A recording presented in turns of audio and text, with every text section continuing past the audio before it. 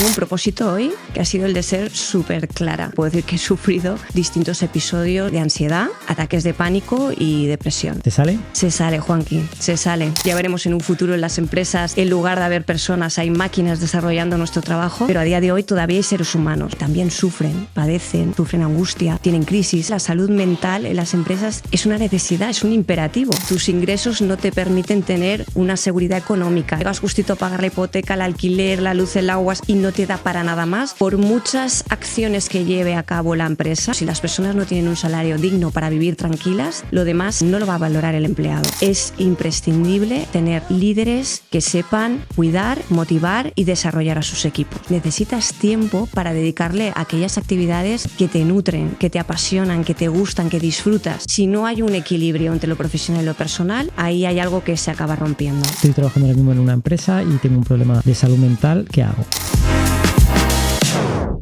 Bienvenidas y bienvenidos a la comunidad Changemakers, el nuevo podcast de Acuerda en el que descubriremos juntos las claves del cambio. Hoy nos acompaña María López. María es psicóloga de profesión y de corazón, con más de 17 años en el área de recursos humanos, los últimos 6 años especializada en formación y desarrollo de personas, impartiendo formaciones diseñadas por ella misma, como sobre psicología y gestión emocional en las organizaciones, y talleres de autoconocimiento y desarrollo de competencias en las universidades. Docente de vocación, con un claro propósito de comunicar y compartir su conocimiento con otras personas, curiosa e investigadora insaciable en el ámbito de la psicología en todas las áreas, especialmente en la rama clínica, en el desarrollo de nuevas terapias y en la neuropsicología. María es creadora del podcast Bendita Hola, ¿vale? En el que se abordan distintas temáticas desde la psicología y que los escuchantes, que los oyentes podrán encontrar en YouTube y en Spotify, en el link que publicaremos abajo. María, bienvenida al podcast Changemakers. Muchas gracias, Juanqui. Encantada de estar aquí. Me hace mucha ilusión a mí también. que estés aquí, porque ya nos conocemos, hemos compartido sí. pasado profesional, eso es, experiencias, y de verdad que me hace mucha ilusión, ¿no? A mí que también. estés aquí. María, empezamos. ¿Qué te motivó a enfocar tu carrera en la parte de personas? Pues precisamente, Juanqui, esa pasión que tengo por las personas, ¿no? La gente que me conoce bien sabe que soy una persona que no sabe trabajar como decías, con completo corazón y completa entrega, y sinceramente no le encontraría sentido a desarrollar un trabajo en el que mi foco no estuviera en las personas.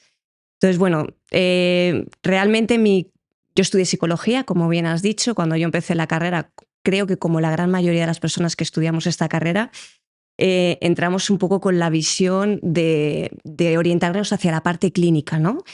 A veces por desconocimiento de los distintos ámbitos de aplicación de la psicología, y en otras ocasiones creo que por una clara vocación de querer dedicarse a la parte terapéutica, ¿no? Con pacientes. En mi caso, yo sí entré pensando en esa parte clínica, y luego la vida, como a la gran mayoría de las personas, nos lleva por otros derroteros. Cuando acabé la carrera, me inicié en el mundo de los recursos humanos por mediación de una amiga mía, y me adentré en la parte de atracción de talento, ¿no? Ahí es cuando empecé ya mi primera relación con las personas. En esa parte de conocer de ellos, pues sus inquietudes, sus motivaciones, y en qué lugares podían desarrollar sus capacidades y sus talentos más naturales, ¿no? Era como intentar hacer ese match. Yo soy como estas apps de citas, pero en el trabajo, encontrar el match perfecto entre la persona y la organización que está buscando ese profesional que aporte valor. Esa parte me gustó mucho, pero es verdad que llegó un momento en el que necesitaba algo más, ¿no? Y como en cualquier otra relación, en las relaciones laborales, al igual que en las relaciones de pareja o cualquier otro vínculo personal, las relaciones hay que cuidarlas y hay que trabajarlas, ¿no? Y dije, bueno, una vez ya está la persona dentro de la organización, es verdad que luego pasé a la parte de onboarding, como que he ido evolucionando dentro de la vida del empleado en la empresa. Me dediqué a hacer o a mejorar la calidad de la experiencia del empleado cuando llegaba a la compañía, pero luego quise ir aún un poquito más allá. Y dije, bueno, una vez el empleado ya está en este ecosistema empresarial, ¿cómo puedo hacer que su experiencia sea una experiencia agradable, sea una experiencia en la que se sienta realmente, pues bueno, que puede crecer profesionalmente, que se sienta a gusto y pueda mejorar su bienestar dentro de la organización? Y entonces es cuando ya me empecé a enfocar en la parte de formación y en la parte de desarrollo de personas. En la parte de formación, porque la docencia forma parte de mi esencia, es lo que me gusta, comunicar y compartir. Y en la parte de desarrollo, porque cuando llegué a las organizaciones vi que el foco estaba mucho en la parte de formar a las personas, pero desde la parte más de competencia técnica. Y luego dije, bueno, ¿y qué pasa con el tema de habilidades? ¿Y qué pasa con su potencial, no solo profesional, sino el suyo personal?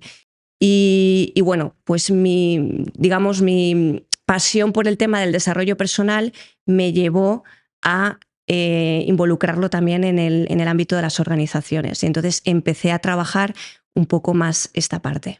Has dicho muchas cosas que me han gustado mucho. Primero, somos, yo creo, afortunados trabajando en aquello que nos apasiona. Sí.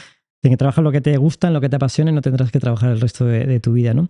Y luego se habla de motivación y de personas, ¿no? Hay un libro que yo siempre recomiendo de Paco Muro, que es Ir o no ir, que dice, el problema en las organizaciones no es que la gente se desmotive y se vaya, sino que se desmotive y se quede. Efectivamente. ¿Vale? Entonces, qué importante es la labor del departamento de personas, ¿no? En trabajar en ese momento, porque cuando a la gente le brillan los ojos cuando van a trabajar, cuando la gente está motivada, cuando se consigue ese match que tú decías de citas, eso, ¿no? Es que cuando se saca el verdadero potencial de la gente rinde mucho cuando está comprometida, cuando está fidelizada, cuando está a gusto en su trabajo, ¿no? Y a veces esa parte como que se nos olvida, ¿no? Eso es. Claro, es importante conseguir el match, pero luego hay que mantener la llama, ¿no? Es lo que te decía, es ese símil con las relaciones, de tener que trabajarlas, de cuidarlas, de dedicarles tiempo, de escucharlas. Al final esto es exactamente igual. Hay un libro que recomiendo, siempre recomendamos libros a los oyentes, El despido interior, de Lotfi El-Gandauri, ¿vale? Que habla precisamente de mucha gente que está en ese momento de despido interior con tu propia organización y donde ya parece que ya no hay una vuelta atrás, ¿no? Eso es. Y bueno, cómo gestiono y cómo trabajo eso. María, vamos a hablar de salud, ¿vale? De salud mental. Estamos viendo una situación bastante preocupante. De hecho, los índices de NPS a nivel de empleabilidad han caído en los 3 últimos años a cifras prácticamente negativas. La gente está tocada, ¿no? Entonces, ¿qué te motivó a ti a interesarte por el tema de la salud mental en el mundo empresarial? Pues mira, Juanqui, hoy tengo un propósito hoy que ha sido el de ser súper clara. Y en este sentido no me voy a andar con rodeos, y lo que me llevó a preocuparme, a tener ese enfoque y esa preocupación en la salud mental en las organizaciones, fue mi propia experiencia personal. Yo a lo largo de mi vida he padecido y sufrido, y puedo decir que he sufrido con palabras mayúsculas, distintos episodios de ansiedad, ataques de pánico y depresión. Claro, una vez tú ya has vivido eso, has estado en ese pozo oscuro, yo creo que las personas que hemos pasado por estos procesos desarrollamos una sensibilidad, una empatía y una comprensión muy especial hacia las personas que luego pasan por estos procesos de índole psicológico y emocional. Entonces, son temas que a mí me tocan especialmente la fibra porque los he vivido. Entonces, es imposible que mire para otro lado. Y en las organizaciones, a día de hoy, bueno, tendemos hacia un futuro de inteligencia artificial. Ya veremos en un futuro en las empresas, en lugar de haber personas, hay máquinas desarrollando nuestro trabajo. Pero a día de hoy todavía hay seres humanos. Y los seres humanos, las organizaciones, también sufren, padecen, sufren angustia, tienen crisis, se separan de sus parejas, sufren problemas económicos, hay enfermedades, la vida ocurren cosas, a veces la vida nos aprieta y es especialmente dura. Y ¿cómo no voy a tener? O sea, para mí realmente la salud mental en las empresas es una necesidad, es un imperativo. O sea, al igual que los departamentos de prevención de riesgos laborales velan por nuestra salud, principalmente física, pues ver el tema de la ergonomía, que lleven los equipos de protección individual para que no te hagas un esguince, para que no te pegues un golpe. ¿Cómo vamos a obviar que también ocurren problemas de índole psicológico, que la gente necesita ese apoyo? María, ya que has hablado en primera persona, sí. ¿Cuáles son los primeros síntomas en los que te estás dando cuenta de que te estás al borde de una depresión, de que no te encuentras bien, de que no encuentras un sentido a tu vida, de que levantarte cada día e ir a trabajar supone un sacrificio? ¿Cómo te das cuenta? ¿Cuáles son las primeras señales? Hay muchas señales. Lo que pasa que son progresivas, ¿no? Y es como que como estamos en esta cultura de la productividad, de que siempre tienes que estar en marcha y parece que se te valora más por lo que haces que por lo que eres, a veces es difícil parar, ¿no? Pero en mi caso normalmente es que mi cuerpo me llega a parar antes de que yo me dé cuenta de que estoy cayendo en barrena, ¿no? Los primeros síntomas es un desgaste general, un cansancio, una fatiga, como dices tú, una falta de ilusión hacia el futuro y hacia lo que estás viviendo en ese momento. Las cosas que antes te generaban placer, ahora sencillamente tienes una apatía absoluta, no te apetece salir de casa, apenas tienes ganas de socializar, tu concentración es mínima, estás constantemente en pensamientos rumiativos con la cabeza embotada, te cuesta descansar, el apetito, pues o bien comes mucho por ansiedad o directamente pierdes el apetito. O sea, es un cúmulo de sintomatología y luego pues en el tema de la ansiedad pues es muy evidente, ¿no? Quizás en la depresión como que vas cayendo poco a poco en ese pozo oscuro, pero el caso de la ansiedad pues bueno, se manifiesta de muchas maneras, ¿no? En esa sensación de inquietud constante, de amenaza, como que no puedes estar tranquilo, ¿no? De que en cualquier momento va a haber algún disparador. Lo que antes vivías de una manera relajada e incluso disfrutona, ahora lo percibes como un peligro. Es un estado de, pues bueno, de, como dices tú, de no encontrarle sentido a nada, ¿no? En mi caso, hubo momentos complicados en los que pasaba de la euforia, ¿no? Sí. A de repente la apatía, la tristeza, de nuevo otra vez la euforia y decía algo no va bien, ¿no? Eso es. Y la señal de alarma fue un día estar en el sofá y decir, no me puedo levantar.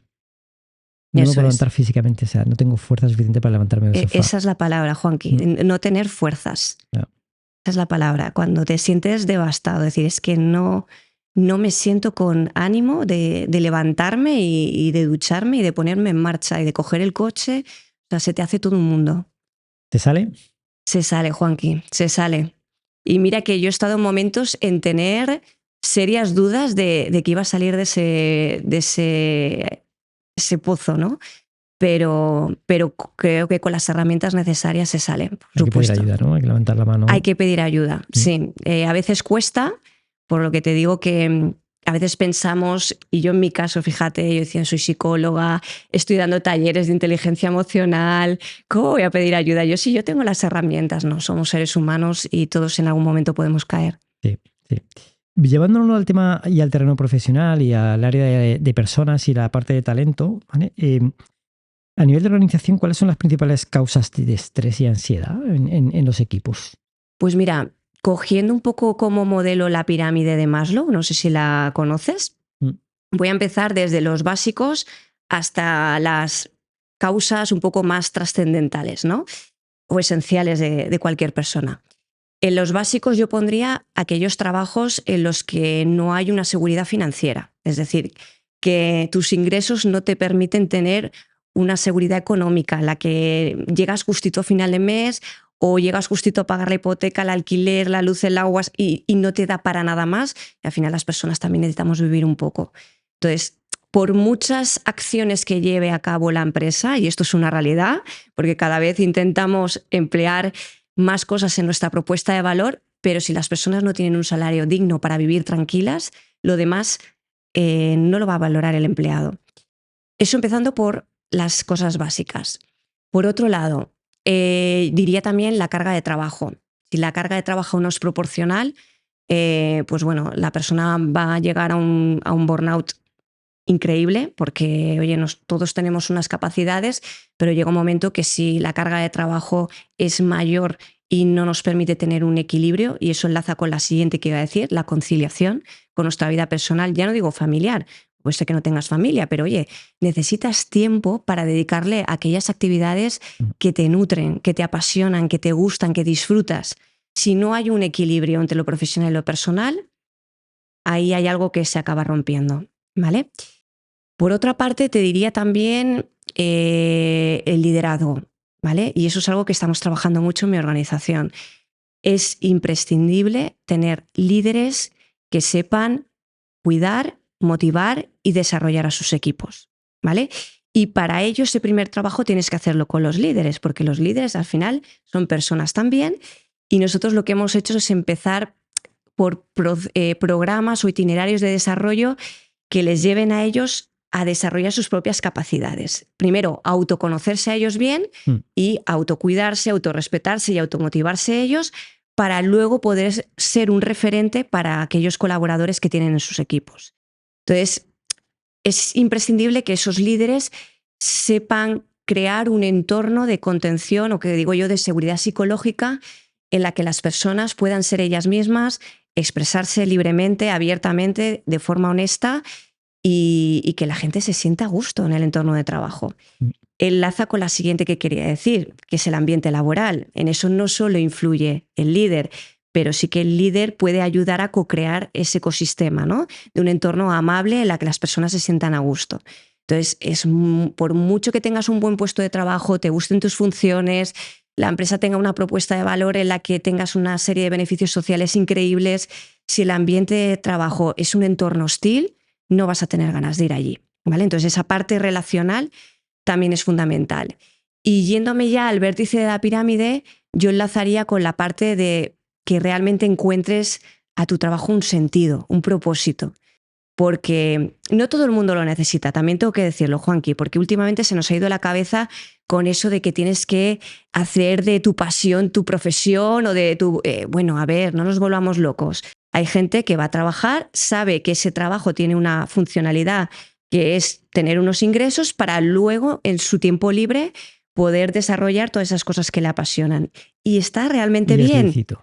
Lo digo porque tengo muchas compañeras que trabajan en el mundo de la clínica y dicen, María, no sabes la cantidad de personas que estoy recibiendo en consulta con un nivel de frustración altísimo porque se están cuestionando de una manera el trabajo que tienen, que siempre les ha encantado, pero es que quizás lo mío es la fotografía y y no todo el mundo sirve para ser emprendedor. Entonces, bueno, por eso también el tema de que haya un balance, ¿no?, entre lo profesional y lo personal. Entonces, bueno, si realmente tú encuentras un sentido, un propósito, crees que lo que estás haciendo está alineado con tus valores, también es esencial. Y cuando no le dejas de encontrar ese sentido, que es lo que decías tú, pierdes ese brillo, ¿no?, de lo que estás haciendo, ya no le encuentras pasión, o sea, te has desenamorado, has dejado de amar lo que haces, pues es un punto de inflexión en el que es difícil volver para atrás. Has dicho muchas cosas. Sí. Voy a intentar que no se me olviden algunas cosas porque sí que quiero preguntarte sobre ello. Volvemos a la pirámide de Maslow y las necesidades higiénicas, y uno de ellos es el tema de los ingresos, ¿no? Eso es. Si no soy capaz de cubrir mis ingresos financieros, ¿vale?, seguramente me llevará a ese estado de ansiedad, etcétera. Ahí las empresas pueden hacer mucho, ¿no? Porque sí que es cierto que no tenemos el futuro para predecir qué va a pasar, ¿vale?, pero sí que puedo dar información sobre los tipos de contratos, sobre las posibilidades que hay dentro de la organización, etcétera, ¿no? Eso. Y a veces no somos conscientes de lo importante que es para una persona, ¿vale?, tener un horizonte temporal, aunque sea temporal, de 12 meses o de 6 meses o de un año o de un año y medio, ¿no? Pero saber lo que va a pasar, ¿vale? Porque eso seguramente me dará garantía, ¿vale? Luego se habla mucho de liderazgo, ¿vale? Hay una frase que yo siempre digo, que es: liderazgo es una cualidad que se gana y se pierde todos los días y que hay que trabajarla diariamente, ¿vale? Y que implica autoconocimiento para luego poder trabajar para los demás. Tenemos un amigo común, Javi Soto, que dice: cuidar de ti es cuidar de mí. Sí. ¿Vale? Que a mí me encanta esa frase, la que dice que bueno, pues al final la vida nos pone, ¿no?, en una obra de teatro en la cual es importante que cuidemos los unos de los otros, ¿vale? Porque eso implica ese ejercicio de responsabilidad de cuidarnos, ¿no? Y me encanta esa reflexión que has hecho sobre el mundo del liderazgo. Y la pata más arriba, que creo que es importante lo que dices, ¿no?, de el tener un propósito, que a veces nos obsesionamos con esa parte de propósito. Al final el propósito tiene que ser un equilibrio. Hay otro libro, ¿vale? Del ataúd a la cometa, de Carlos Andreu, ¿vale?, que habla de si tú tienes un equilibrio en tu vida es una cometa. Si desequilibras una parte, se convierte en un ataúd, ¿no? Y a veces descuidamos esa parte de equilibrio, ¿no? En Acuerda decimos lo de desconectar para conectar, ¿no? Necesitas esas desconexiones, esos hobbies, ¿vale? Tener una vida más allá del trabajo, ¿vale?, para dedicarle luego, ¿vale?, lo que haga falta a esa parte del trabajo.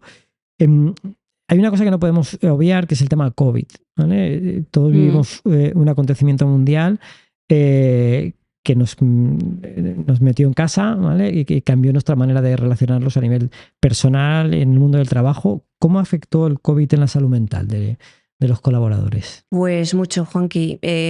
Mucho porque, bueno, al final el COVID supuso una situación, un contexto de incertidumbre a muchos niveles y precisamente a los niveles más básicos de cualquier persona. Fue incertidumbre a nivel laboral y económica. Muchas empresas entraron en ERTES, en ERES, etcétera. Y empresas que se fueron a quiebra.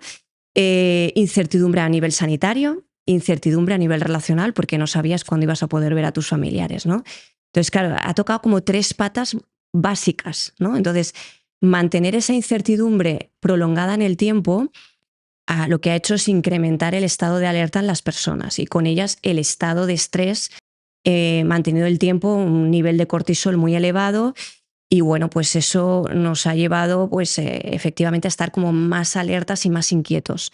Pero además también ha sido un momento en el que nos hemos permitido parar, ¿vale? Yo siempre digo el tema de parar, qué importante es. Antes te comentaba esta sociedad en la que vivimos tan productiva, en la que parece que siempre tengamos que estar haciendo cosas, ¿no? Y de hecho vivíamos y hemos vuelto otra vez a esa inercia de vivir en entornos muy dinámicos, a ritmos muy elevados, ¿no?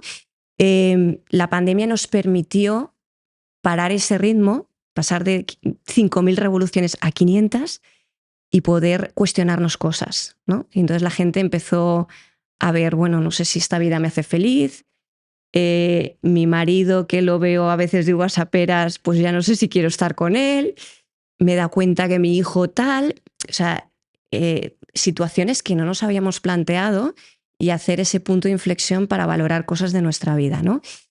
Y luego, sobre todo, yo creo que la parte relacional, Juanqui, porque las personas somos seres sociales, es algo que está en nuestra propia naturaleza, que no lo podemos tampoco obviar.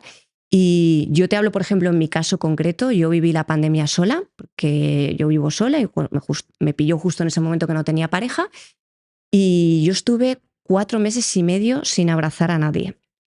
Entonces, para mí fue, yo que además soy una persona muy afectuosa, muy cariñosa, para mí fue un momento muy duro, ¿no? Entonces luego, al volver a retomar las relaciones sociales, yo creo que lo vivimos todos un poco, era como que estábamos como que nos daba hasta miedo que nos tocaran o estar excesivamente cerca o que alguien tosiera cerca a tu lado. Nos empezó a crear un poquito como algunas personas como de fobia social, ¿no? Entonces el impacto yo creo que ha sido muy grande y de hecho nosotros en la empresa que estoy yo actualmente tenemos una psicóloga y la pusimos a raíz de la pandemia porque el índice de problemas relacionados con temas psicológicos se incrementó de una manera abismal. Dicen que la pandemia sacó lo mejor, ¿no?, de nosotros mismos y que la vida iba a cambiar, pero parece que no hemos aprendido, ¿no? En Estados Unidos se vivió el movimiento de la gran renuncia, ¿no? Sí. En el cual hubo mucha gente que dejó sus puestos de trabajo. Uh-huh. Esa orientación al trabajo, ¿no? Y de ahora me sacrifico, trabajo mucho para el día de mañana poder vivir mejor. Pero la pandemia les permitió darse cuenta que a lo mejor no había un mañana, ¿no? Y si merecía la pena ese sacrificio de trabajar mucho, hipotecar tu vida personal y profesional, pensando en ese mañana que a lo mejor no existía, ¿no? Y lo que tú dices, ¿no? La falta de contacto. Yo también la viví solo, ¿vale? Yo me separé en septiembre de 2019 y en marzo, 14 de marzo nos encerraron. Yo también estaba solo. Yo sí que es cierto que trabajé mucho, demasiado, ¿vale? Porque hubo clientes que en ese momento nos pidieron un sobreesfuerzo grabando webinars, etcétera. Y me acuerdo el 25 de abril, mes y medio después de la pandemia, que era mi cumpleaños y mi hija me sorprendió con un vídeo. Había conseguido reunir a todos mis amigos y grabar un vídeo y ese vídeo me lo mandó el día de mi 50 cumpleaños y ahí rompí a llorar. Claro, y ahí es cuando realmente me di cuenta de que necesitamos ese contacto, necesitamos a esa gente a nuestro alrededor y lo importante que son esos abrazos, ¿no? Efectivamente. Yo creo que es ahí donde empezamos a valorar y apreciar los pequeños detalles y la importancia que son las relaciones. Sí, totalmente. Somos seres sociales, ¿no, María? Es que es así, es que necesitamos del contacto. Yo lo sentía, digo, es que, mira, te voy a contar una anécdota porque claro, al no generar abrazos, ni tener afecto ni cariño, también tu oxitocina se te va a los pies. Yo recuerdo cuando empezamos a salir de la pandemia, que todavía estaba todo como muy regulado, muy controlado, todos con mascarillas y en todo momento. La primera vez que fui al fisioterapeuta, no sabes lo que lo gocé. Dije, ¡ay, qué gusto que alguien me toque, aunque sea por un tema médico! De verdad, estaba encantada de la vida, pero porque precisamente eso. Y fíjate que yo en la pandemia tampoco dejé de trabajar. Ha sido una de las épocas en las que más he trabajado, porque yo vengo de industria alimentaria, somos una actividad esencial, nosotros íbamos a tope.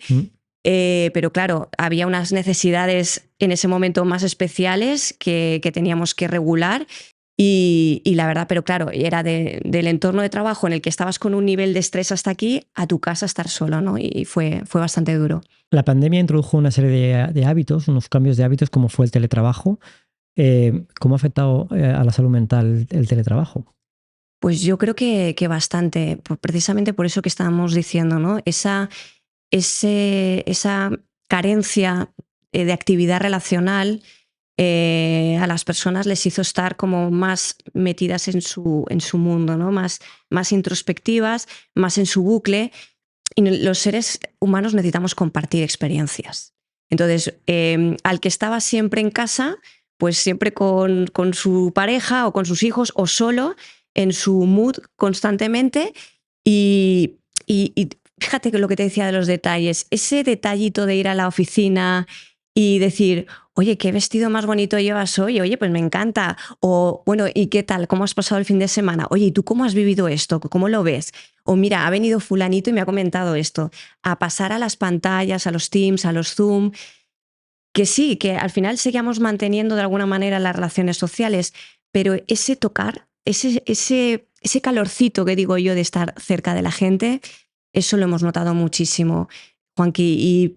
Y yo creo que en muchas personas les ha llevado a una actitud un poco más hermética, ¿no? A estar más consigo mismos y a tener problemas a la hora de relacionarse. El otro día leí una noticia que me llamó mucho la atención y era que los jóvenes, los adolescentes concretamente, ya no sé si estamos en la generación Z o dónde estamos, pero bueno, más o menos esta generación estaban creando como una serie de aversión a coger el teléfono, a las llamadas telefónicas. Como han aprendido a comunicarse ya por estos medios tecnológicos digitales, a través de WhatsApp o a través de Instagram, el que les llamen ahora por teléfono y tener que mantener una relación por teléfono les da como pánico, les crea ansiedad. Sí. Entonces, imagínate hasta qué punto si la digitalización de las relaciones humanas puede afectar psicológicamente. Curioso y daría para otro podcast. Que cómo abordar esto por el tema de la transformación digital. ¿Qué hemos aprendido en la pandemia y cómo lo podemos proyectar a futuro para que no nos vuelva a pasar a nivel de salud mental? Bueno, yo creo que hemos aprendido, y una de las cosas que yo me estoy encontrando, Juanqui, en las entrevistas, es que la gente, más que preguntarte por el salario, te está preguntando por la conciliación. Te están preguntando por la posibilidad de teletrabajo, por la posibilidad de tener una flexibilidad horaria a la hora de entrar y salir y por la posibilidad de tener unas jornadas intensivas en determinadas épocas del año, ¿no? Y que las empresas tenemos que estar muy atentas a esto porque ha habido un cambio de paradigma, claramente.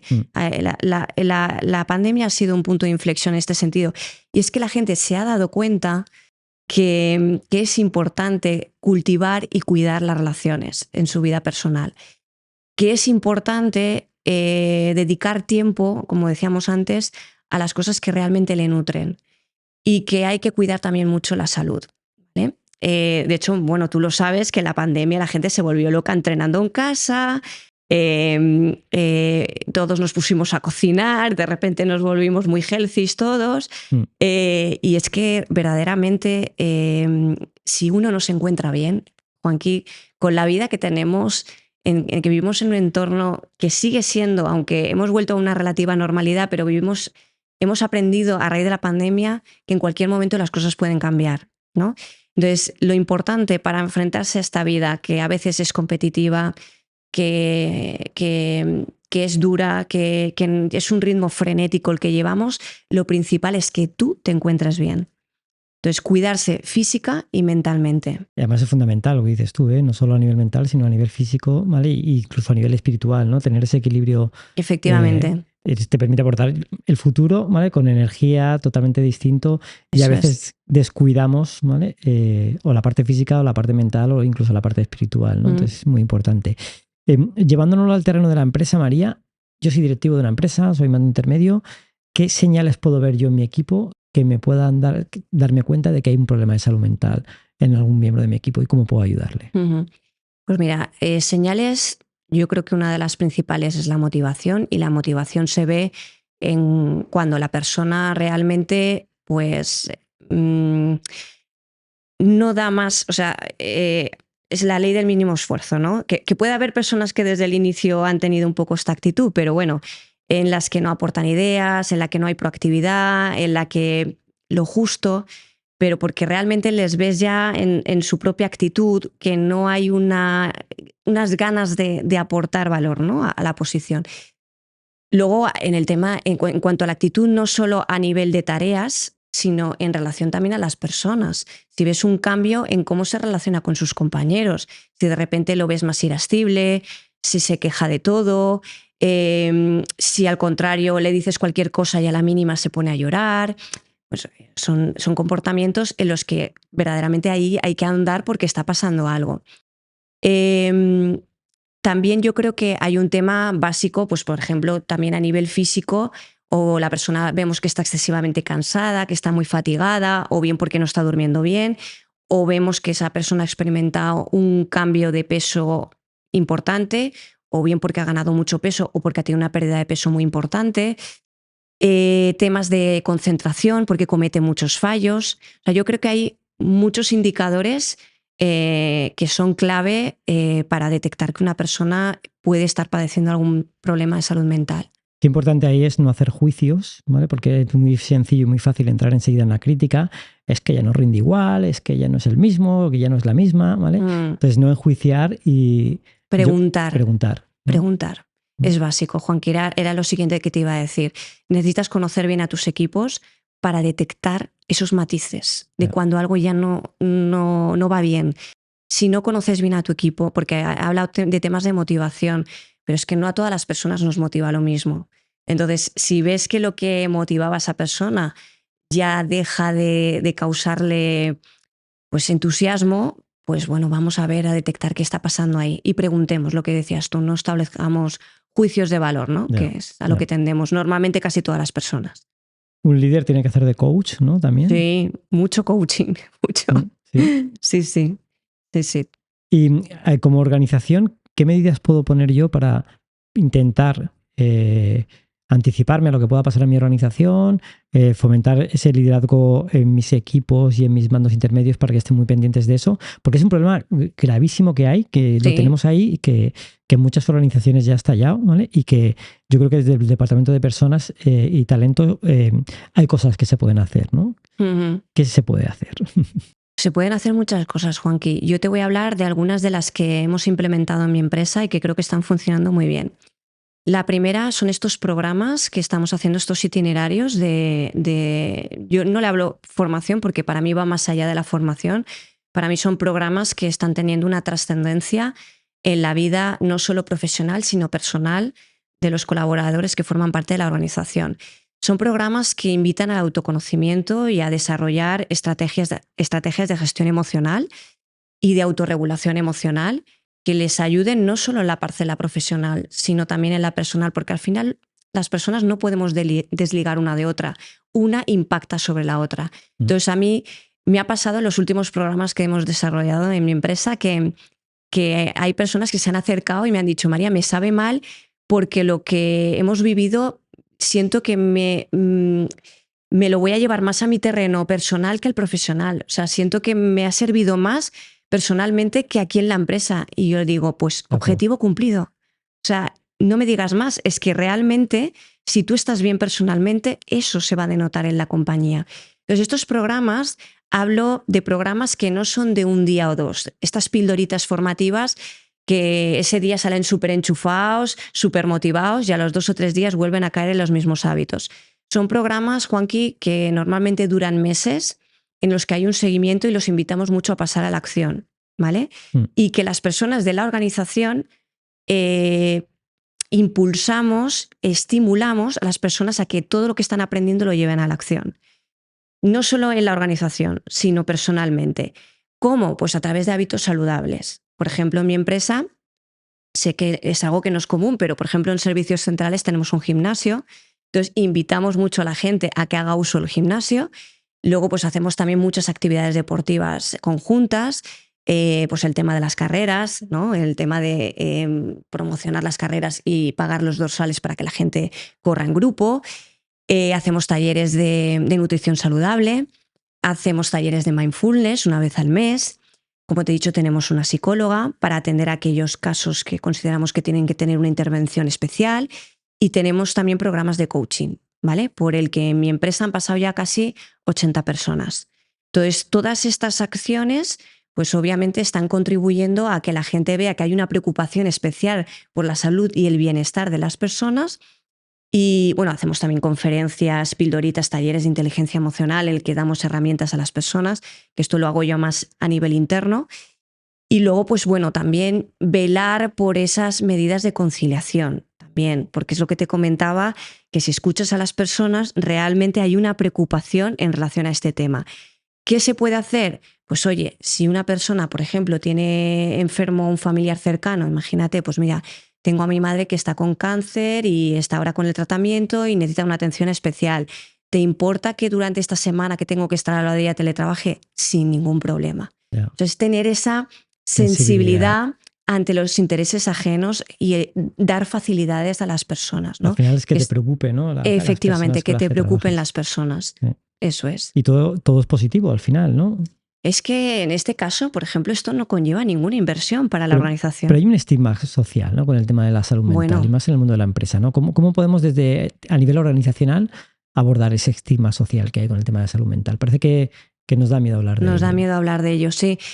Pues yo creo que es naturalizar este tema. Yo, por ejemplo, ahora, Juanqui, que yo te he desvelado que a nivel personal he pasado a lo largo de mi vida distintos episodios de ansiedad, depresión, ataques de pánico, es normalizarlo. Es decir, yo me considero una persona normal, coherente, sensata, y que aporto mucho valor en mi entorno personal y en mi entorno profesional, pero como persona y ser humano que soy, pues María es capaz de hacer muchas cosas, pero a veces también se rompe. Y yo he sido la primera persona que he tenido que romper ese estigma, Juanqui, porque yo cuando estuve de baja, sobre todo cuando estás con depresión, estos sentimientos de culpa, de vergüenza, de querer esconderte, de no contar lo que te está pasando. Y más cuando trabajas en recursos humanos. Claro, cuando ¿no? trabajas en recursos humanos, tú además eres la persona que está haciendo todas estas labores por trabajar la salud mental, que además tú misma has hecho y has impartido talleres de inteligencia emocional. Claro, a mí me creaba un sentimiento de vergüenza tremendo, Juanqui, decir, o sea, cómo yo ahora explico a la gente que estoy pasando por este proceso, ¿no? Y fue uno de los abordajes más importantes que tuve que trabajar con mi psicóloga, porque me decía, bueno, María, ¿qué pasa? Que por tener en este momento este problema eres una ciudadana de segunda. Y es que María es esto, pero es otras muchas cosas más, ¿no? Y entonces, pues bueno, llegar luego al entorno laboral y tener que normalizar esto para mí no ha sido sencillo. Y de hecho, Juanqui, tengo que decir que hay mucha gente que se va a estar enterando ahora, porque es verdad que mi baja se trató con mucha discreción, que yo he pasado por todo esto, ¿no? Y yo ahora pues estoy intentando, a través de mi propia experiencia personal, romper, como dices tú, este estigma y tratar con naturalidad todos estos problemas que están sucediendo de salud mental en la organización. ¿Cómo? Pues bueno, en este caso ahora tenemos, como te he dicho, una psicóloga que vino en la pandemia, pero se ha quedado. Y entonces, igual que ahora hay gente que nos pide ir al fisio, porque también tenemos fisioterapeuta, pues hay mucha gente que nos está pidiendo ir a la psicóloga. Y estamos empezando a crear un entorno en la que esto se está empezando a normalizar. Y estamos empezando a hablar de problemas de salud mental como podemos hablar de que, oye, me tienen que operar de una hernia o me acaban de detectar que soy diabético y me tengo que pinchar insulina. Pues es que esto, Juanqui, es una realidad. Pero además es que lo estamos viendo, ¿vale? A nivel social, mira la deportista de élite norteamericana, ¿no? Que en los Juegos Olímpicos de Pekín paró, ¿vale? Y rompió. Totalmente. Y ha vuelto con una fuerza brutal. Entonces yo creo que todos hemos pasado por esos momentos. En algunos momentos más graves o menos graves, ¿vale? Pero algunos hemos pedido ayuda y otros no han pedido ayuda y no han podido superarlo, ¿no? Entonces yo creo que es importante, como dices tú, normalizarlo. Hay que hacerlo Te agradezco visible. esa honestidad por tu parte, ¿vale? De haberlo reconocido aquí con nosotros, porque para muchos puede haber una llave o una salida, ¿vale? Pero para otros no la hubo. ¿Vale? Efectivamente. Y yo creo que, bueno, mirar el índice de suicidios, cómo está aumentando, y yo creo que hay una solución para casi todo, ¿no? Hay solución, pero como tú dices, Juanqui, hay que saber pedir ayuda. Yeah. Tener una buena red de familia, amigos, es fundamental, que te apoyen en este proceso. Para eso tienes que verbalizarlo. Y luego hay ayuda profesional. Yo, insto a todas las personas que tengan la más mínima duda de que pidan ayuda si se encuentran en ese bucle en el que, por muchas acciones que lleven a cabo, no son capaces de salir de ahí. Yeah. Yo creo que tiene que haber un cambio a nivel social que ya se está dando, ¿vale? Desde las instituciones públicas se tienen que empezar a cambiar cosas. Lo que no puede ser es que haya 200 plazas para el PIR, ¿vale? En psicología. Eso es. Y que no tengamos profesionales cualificados, ¿vale? Que puedan ayudar a tanta gente, ¿no? que lo necesita, ¿no? Mira, has dado en un tema que a mí me toca especialmente la fibra, porque efectivamente las personas que se pueden permitir económicamente podrán pedir ayuda, sí. Pero es que a día de hoy, por desgracia, tenemos una sociedad altamente medicalizada precisamente por la falta de recursos a la hora de poder acudir a un profesional, que no solamente a un psiquiatra, sino poder acudir a un psicólogo, ¿no? Y desafortunadamente tú pides ayuda por la Seguridad Social y, bueno, los recursos que hay son mínimos y no todo el mundo se puede permitir pagar un psicólogo y a poder acudir. Entonces, bueno, afortunadamente el hecho de hacerlo esto cada vez más visible puede hacer que la gente tenga otras herramientas a las que poder acudir, ya sean libros, podcasts o cualquier otro medio en el que poder informarse y ver otras personas que han pasado también por esa situación y cómo han conseguido salir de ello, ¿no? Entonces, bueno, creo que es una tabla de salvamento, no digo que sea la panacea, ¿no? Pero puede ayudar. María, en tu organización lo estáis haciendo bien, lo estáis haciendo muy bien, estáis abordando ese problema, ¿vale? Pero hay muchas organizaciones que no hacen nada. Yo soy un personal, estoy trabajando ahora mismo en una empresa y tengo un problema de salud mental. ¿Qué hago? Si no veo esa proactividad por parte de mi empresa, ¿qué hago? Claro. A ver, bueno, lo primero es hablarlo abierta y honestamente, que no siempre es fácil, que es lo que estábamos comentando, porque siempre genera como ese sentimiento de invalidez, ¿no? De incapacidad. Yo, de hecho, me he sentido así durante mucho tiempo. Me he sentido tremendamente vulnerable, frágil, ¿no? Y luego me doy cuenta, cuando has pasado por estos procesos, que realmente la valentía no es no caer nunca, sino levantarte después de un episodio de estas características. Eso es lo difícil. Lo primero es pedir ayuda dentro de tu organización, como tú dices. Decir, mira, me está pasando esto y necesito ayuda, ¿vale? Si tu organización no dispone de los recursos, porque, bueno, yo afortunadamente trabajo en una empresa bastante grande y en la que sí que podemos invertir en estos recursos, igual es una empresa más pequeñita que no se lo puede permitir. Dentro de la medida de lo posible, como te decía, en lo que son los propios compañeros de la empresa, que no haya juicio. Eso es fundamental. Que haya una compasión bien entendida de no pobrecito, no, porque esta persona es una persona normal que está pasando por un mal momento, por el que podemos pasar cualquiera. El brindarle apoyo a nivel emocional y en las medidas que pueda necesitar en ese momento, como te comentaba, de conciliación, de teletrabajo, de ausentarse en los momentos que lo necesite, en ponerle las facilidades que pueda necesitar para seguir desarrollando el trabajo si puede. Porque hay que tener en cuenta, Juanqui, que al final la salud mental puede ser tan incapacitante o más que cualquier enfermedad física, ¿vale? Entonces hay que evaluar hasta qué punto esa persona está para seguir trabajando, como te he dicho, para hacer un parón, hacer un Kit Kat y dedicarse tiempo para poder sanar, básicamente. Entonces, en la medida de lo posible, darle un matiz de normalidad, darle un espacio de seguridad y contención psicológica, de aquí no te vamos a juzgar y lo que necesites lo vas a tener, y incitarle a que pida ayuda profesional. Qué bueno. Uno de mis problemas de salud fue un infarto, que fue en 2007, Sí, que la gente lo conoce. lo sé. Y recuerdo que pasé por un programa de rehabilitación cardíaca que en ese momento tenía la mutua, Ibermutua Amur, y que me pusieron a mi disposición un psicólogo, un cardiólogo, un dietista. Y fueron 4 meses de trabajo, trabajando todo de manera integrativa, ¿vale? Para poder ponerme al día. Y recuerdo que fue una experiencia brutal, ¿vale? Cuando todo estaba unido, ¿no? Entonces siempre hay herramientas, ¿vale? Para poder acudir, hay que pedir ayuda, hay que levantar la mano cuando no se puede. Y para el equipo de mandos intermedios, para directivos, no hacer juicios, ¿vale? No. Es que esa es la base, Juanqui, porque si tú tienes a un directivo que una persona se coge unos días o al final es un problema quizás un poquito más delicado y necesita cogerse la baja un tiempo, si tú tienes a un líder que lo está juzgando, está diciendo, bueno, es que esta persona se toma las cosas demasiado a pecho, es que no es fuerte, es que sobre todo ahora que estamos trabajando mucho, y además creo que habéis tenido un podcast sobre el tema de la resiliencia, que es súper importante, pero también estamos creando una cultura como muy estoica en la que parece que todos somos imperturbables y nada nos puede afectar, y no es cierto, no es cierto. Y los directivos también son seres humanos, quiero decir, ellos no están exentos de pasar por algún problema de salud mental.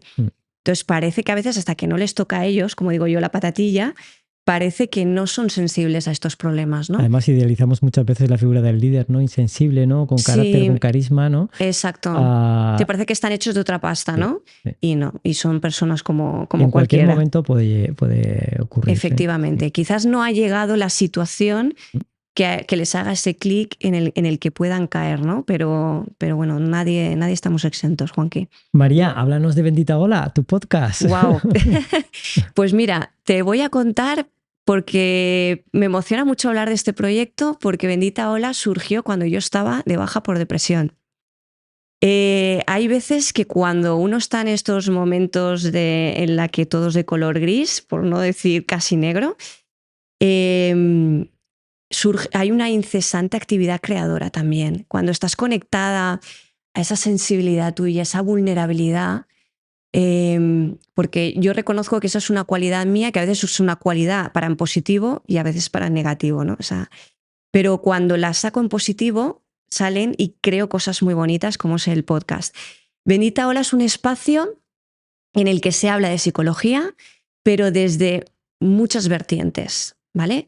No me voy a enfocar a hablar de la psicología desde la corriente cognitivo-conductual, ni solamente desde la corriente humanista, ni desde la psicoanalítica. Voy a ir un poco más allá. Voy a hablar con psiquiatras, voy a hablar con médicos, voy a hablar con digestivos, voy a hablar con neurocientíficos, voy a hablar con gente del ámbito un poco más holístico y abordaremos temas más espirituales, porque yo soy una persona muy espiritual. Claro, yo en mi camino incesante, ¿no? de querer estar bien, ¿no? En esos momentos de crisis existenciales, yo he probado muchas cosas. Yo he ido a retiros, he hecho constelaciones, en fin, he hecho mil cosas que como comentaba antes, yo creo que si le encuentras realmente ese trasfondo a esa herramienta, todo te puede aportar. Entonces yo estoy abierta a muchas cosas. Como te he dicho y comentabas antes en la introducción, en la intro, yo soy una curiosa insaciable. Entonces siempre estoy investigando y viendo herramientas, personas que creo que pueden aportar valor, y eso es lo que voy a mostrar en Bendita Ola. Porque como creo que no hay café para todos ni que todo sirve para todos, quiero que cada uno encuentre su propia fórmula. ¿Dónde podemos encontrar? ¿Dónde podemos escuchar Bendita Ola? Pues mira, me podéis encontrar en el canal de YouTube Bendita Ola, en Spotify con el mismo nombre y también en Instagram. Qué bueno. María, siempre hay un apartado para preguntas personales, sí, ¿vale? Que nos gustaría conocer un poco de ti, ¿vale? Entonces, un sueño. Wow, pues tengo muchos. Soy una soñadora también innata, pero te voy a hablar de dos. Uno más material y otro un poquito más profundo. El material sería, me encantaría vivir en una casa en la playa, poder levantarme y ver el mar. Creo que no es nada original, pero es así. Yo además he cogido la rutina a raíz de este último proceso que tuve, bueno, y sigo mi proceso, meditar por las mañanas y por las noches y me encantaría poder hacerlo al lado del mar. Sería un sueño. El otro sería ir un poco más lejos con lo que es mi trabajo con las personas, ya sea a través de mi podcast, ya sea a través de mis talleres y mis formaciones, ya sea a través de conferencias, ya sea a través de sesiones individuales. O sea, yo siento que mi misión en la vida o un poco dejar ese legado de seguir ayudando a otras personas, de seguir compartiendo, comunicando y ayudando a otras personas. Entonces, espero que ese sueño vaya un poquito más allá. Qué bueno. ¿Un hobby? Pues en hobby, te diría que el senderismo, pero te diría que cualquier actividad que esté relacionada con la naturaleza, ya sea la montaña o playa, en kayak, hacer el paddle surf, probar, que he intentado probar también el tema de la escalada, que eso ya es otro nivel, pero ahí estoy. O sea, cualquier actividad que se realice en la naturaleza me encanta, pero bueno, el senderismo es una de las cosas que más me gusta. ¿Un libro? Pues mira, libro, te voy a recomendar dos. Uno que es mucho más llevadero, además lo leí cuando era pequeña, hace muchísimos años, pero se me quedó ahí, que fue creo que una de las primeras obras de Gabriel García Márquez, que es Relato de un náufrago.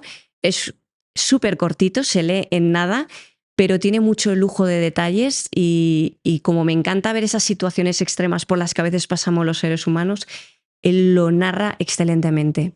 Y el segundo es con el que estoy actualmente y que me ha ayudado muchísimo, que es El proceso de la presencia de Michael Brown, que no es un libro de literatura al uso de leer, sino es un libro de llevar a cabo. Sí. De acción, ¿no? De acción, efectivamente. Y que si lo llevas a término, te puede cambiar la vida, literalmente.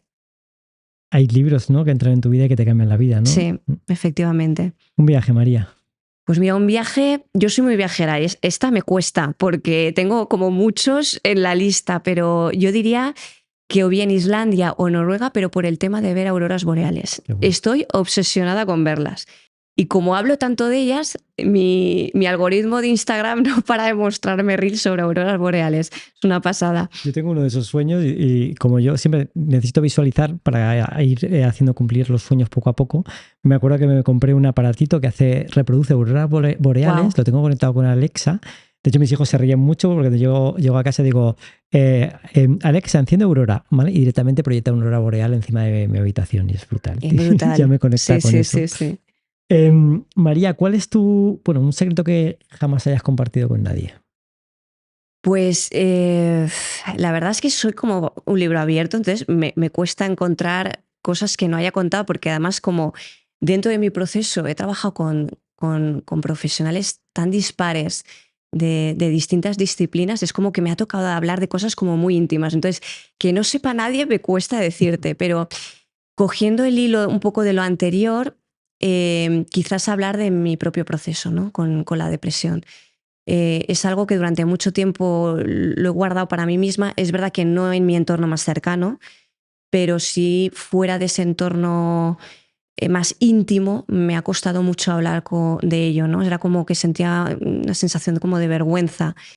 Y una vez empecé a romper esa barrera y a reconocerme que sí he pasado por esto, pero que esto no me define, wow, sentimiento de libertad y de paz fue increíble. Qué bueno eso que acabas de decir. He pasado por esto, pero no me define. No me define, efectivamente. Mensaje para la gente que nos está escuchando. Un momento embarazoso, María. Pues mira, te voy a contar uno de mi infancia, porque seguramente hay alguno mucho más reciente, pero es que este se me ha quedado como grabado ahí en la piel. Bueno, tú sabes esos primeros amores de adolescente, ¿no? Bueno, pues yo tengo 2 hermanos mayores. Mi hermano el mediano tenía un amigo que lo sigo recordando, de esos amores platónicos, que se te acelera el pulso cuando los ves. se llamaba Óscar. Mi hermano se está enterando ahora, que lo sepas. Además jugaba waterpolo. Bueno, era un chico increíble. Yo estaba enamoradísima de él. Pues hubo un día que yo me puse malita y no fui al cole. Y me acuerdo que estaba con el batín, los pelos, las gafas, el aparato. Bueno, era esa época en la que, vamos, estaba guapísima, estaba increíble yo. Bueno, el caso es que ya oí cómo abrían la puerta de casa. En casa de mis padres la puerta de casa está pegada al comedor. Y entonces yo estaba tirada en el sofá, pues imagínate, hecha un trapo. Y entonces entró mi hermano escuché la voz de Óscar. Y dije, ostras, no me da tiempo a salir corriendo hacia la habitación. Entonces, como no me dio tiempo, me fui corriendo detrás del sillón.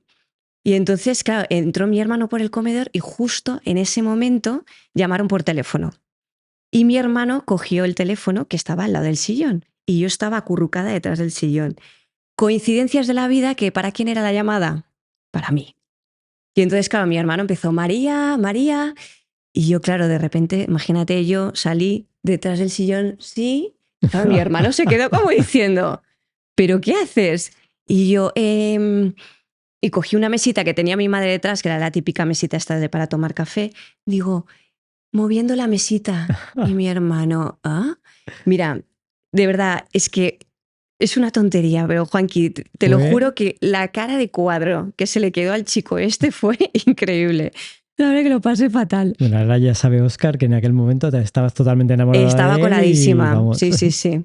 María, un hábito extraño que tengas. Pues mira, un hábito extraño es que no sé salir de casa sin desayunar. Y cuando, por ejemplo, tengo una analítica o un reconocimiento médico, esto que te piden ir en ayunas porque te van a hacer una analítica de sangre, lo paso fatal, Juanqui. Es que además miro en el lugar que tengo que ir a hacerme el reconocimiento médico, que haya un sitio cerca para poder ir a desayunar automáticamente. Es como que pienso que voy a desfallecer en el camino. Es una cosa curiosísima. E incluso si tengo que salir de viaje, por ejemplo, y imagínate que tengo que coger un vuelo a las 6 de la mañana y me levanto a las 4:30. Es que desayuno a las 4:30 de la mañana. O otras veces que me ha pasado con amigas que hemos quedado para desayunar, y yo me he levantado 2 horas antes para desayunar. Y cuando llegamos a la cafetería, pues empiezan a pedir pues cada una su desayuno. Y yo, no, yo solamente una infusión y como mucho media tostada con aceite y sal. Pero, mi María, ¿no vas a desayunar nada más? Digo, es que yo he desayunado. Pero ¿para qué desayunas? Hemos quedado para desayunar. Es que es una manía, no sé por qué, pero es que necesito salir de casa desayunadita. Qué bueno. Lo más atrevido que has hecho. Pues depende para quién. Puede ser atrevida o no. En mi caso sí que fue un punto de mi vida en el que me atreví a hacerlo y ahora no he dejado de hacerlo, que es el viajar con personas que no conozco. Llegó un momento de mi vida que bueno, pues uno cuando llega ya a una determinada edad, pues bueno, hay responsabilidades familiares o personas de tu entorno que están en otro punto y que no podéis coincidir o bien en fechas, o igual quizás el destino que tú quieres hacer a ellos no les gusta o no les apetece. Y yo dije, bueno, pues yo no voy a dejar de hacer lo que realmente me gusta. Y entonces, bueno, ahora ya es bastante habitual viajar y hay muchas empresas que juntan gente para viajar. Pero yo te estoy hablando de hace ya muchos años cuando yo empecé a hacerlo y me lancé a viajar. Y no solo viajar, es que hago muchas actividades con gente que no conozco absolutamente de nada. Deporte, bailar, escalada, que también lo hice. Ahora quiero apuntarme a uno de remo. O sea, no hay nada que me vaya a parar por no tener a alguien que me acompañe. Fíjate que tenemos la creencia, ¿no? Que nos inculcan desde pequeñitos lo de no hables con extraños, ¿no? Efectivamente. Y de cosas que nos estamos perdiendo por precisamente no hablar con extraños. Bueno, es que de hecho, Juanqui, yo esa experiencia no he dejado de repetirla porque precisamente siempre me ha traído cosas buenas. Siempre han sido experiencias súper enriquecedoras y de hecho a día de hoy gran parte de los amigos y amigas que tengo en mi vida actualmente son personas que he conocido en estas experiencias. Yo nunca había viajado solo y me acuerdo en agosto de 2020, el año de la pandemia, cogí mi tienda de campaña, mi bici y me fui a Almería yo solo y me tiré una semana allí. Y fue uno de los mejores viajes que he hecho. Increíble, solo. Sí, totalmente. Porque vas abierto a conocer otra gente y la verdad es que funciona muy bien, porque cuando vas y viajas con tus amigos, con gente que ya conoces, es como que no te abres, ¿no? A nuevas relaciones, no nuevas te experiencias. abres, acabas más o menos hablando siempre de los mismos temas. Sí. Y el poder conocer a otras personas con otras experiencias, con otras vivencias, con otras formas de pensar, es que te abre la mente de una manera espectacular. Sí. Yo soy un enamorado del camino, la gente ya lo sabe, son Sí. 4 veces, 4 ediciones y voy a por la 5ª en breve. Ojalá y pueda ser en octubre con mi hermano y con mi hermana. Pero el camino te da eso precisamente, ¿no? El abierto a conocer otra gente de otras culturas, con otras experiencias, y es brutal. Yo justamente, Juanqui, el camino lo hice el año pasado, cuando peor estaba, y lo hice con gente que no conocía y me lancé a la aventura estando, ya te digo, en unos momentos mínimos. Para mí fue una sanación el camino, totalmente, por las personas que conocí en el camino y por la experiencia en sí. Es la energía que se mueve en el camino, el peregrino, es increíble. Sí. María, siempre hay un apartado que dejamos a Jandro de nuestro equipo que haga sus preguntas y lo tenemos ahí deseando intervenir. Muy buenas, María, ¿qué tal? Muy buenas. Enhorabuena porque me está pareciendo súper interesante todo el episodio. Y Muchas yo tengo un par gracias. de preguntas. No sé si estás de acuerdo conmigo en el que el nivel de crispación en la sociedad es muy alto. Es decir, vas por la calle y notas a la gente enfadada. ¿Crees que esto es simplemente por la pandemia y sus consecuencias o hay diferentes factores más que influyen a esto? Por ejemplo, guerras, inestabilidad política, ese tipo de cosas. Mira, comparto contigo esta apreciación que tienes, porque de hecho, de camino para aquí, para Alicante, o sea, he vivido como varias situaciones por la autopista de decir, bueno, porque tú sabes que la gente saca su agresividad al volante de una manera, con una facilidad pasmosa, ¿no? De hecho, te iba a poner un ejemplo de tráfico. Wow, pero es que es increíble, Yeah. es increíble. Yo creo que hay distintos motivos, ¿no? Yo creo que puede ser esa inestabilidad también un poco laboral también, porque hay mucha precariedad con el tema del trabajo. Estamos viviendo también al mismo tiempo un contexto muy inflacionista en la que los precios han disparado y entonces esa inestabilidad que comentábamos un poco financiera, hablando de los básicos, de los higiénicos en las que las personas podemos sentirnos bien, estamos viendo que muchas personas ya no las están pudiendo cumplir. O sea, estamos viendo jóvenes que no se pueden independizar y no pueden vivir su vida con libertad porque no pueden pagarse un alquiler. Entonces estamos ante un contexto un poquito complejo en ese sentido y yo creo que obviamente eso afecta a cómo nos sentimos, ¿no? Y bueno, obviamente también lo que está ocurriendo, esta inestabilidad política, las situaciones que hemos vivido en los últimos años. Yo no creo que tanto ahora la pandemia, de hecho yo creo que la pandemia se nos ha olvidado bastante rápido porque habíamos adquirido hábitos muy buenos de autocuidado, de bajar un poquito revoluciones, de pasar tiempo con nuestra familia, de relajarnos y estamos volviendo otra vez a ese ritmo de vida frenético en el que no nos prestamos atención, ¿no? Y nos lleva, pues, en vez de a responder, a reaccionar, ¿no? Como decías tú, de esa manera tan hostil, tan agresiva, de estar, ¿no? Todos como muy, muy nerviosos. Muy bien. Y por último, creo que todos tenemos claro que la psicología es una ciencia, ¿no? Y mucha gente es un poco reacia a terapias holísticas, alternativas, más espirituales, porque piensa, no, si esto no lo demuestra la ciencia, no sirve para nada. ¿Qué les dirías a esas personas que son escépticas con terapias alternativas o espirituales? Pues mira, precisamente uno de los motivos de Bendita Ola es abrir la conciencia y la mente a las personas a que valoren otro tipo de terapias. Yo en mi caso, para mí han sido fundamentales, porque ha habido un momento en el que yo he hecho un trabajo con mi psicóloga muy potente, pero hay otras partes en las que la psicología tradicional se me ha quedado corta, ¿vale? Y lo digo yo que soy psicóloga y luego se me va a echar mucha gente encima, ¿eh? Pero es que me da igual, porque yo te hablo de mi propia vivencia. Por ejemplo, hay una parte que tiene que ver con la somática del trauma. Yo hablo mucho de esto porque el trauma también no se queda solamente impregnado en nuestra mente a nivel de condicionamientos, y también se queda impregnado en nuestro cuerpo. Y eso va más allá de la mente. Entonces hay muchas formas de trabajar. Yo ahora, de hecho, estoy trabajando más a nivel de cuerpo. De hecho, quería comentaros una terapia que estoy llevando ahora con un fisioterapeuta. Llevo ya 2 sesiones y todavía no me ha puesto la mano encima. Un fisioterapeuta, ¿eh? hemos hecho meditaciones y ahora estamos trabajando con un sistema que se llama sensibilización central, que es apagar esa huella de pequeños microtraumas que se han quedado grabados en el cerebro y que tienen conexión con esa parte del cuerpo, que no se puede explicar ese dolor o esa dolencia, no se puede explicar físicamente, ¿vale? Y que sí que tiene que ver con una parte más neurológica y que hay que cortar ese circuito, ese sistema. Pues eso no lo puedes cortar solamente yendo a hablar de tus temas, ¿no? Eso se tiene que hablar de una manera mucho más profunda.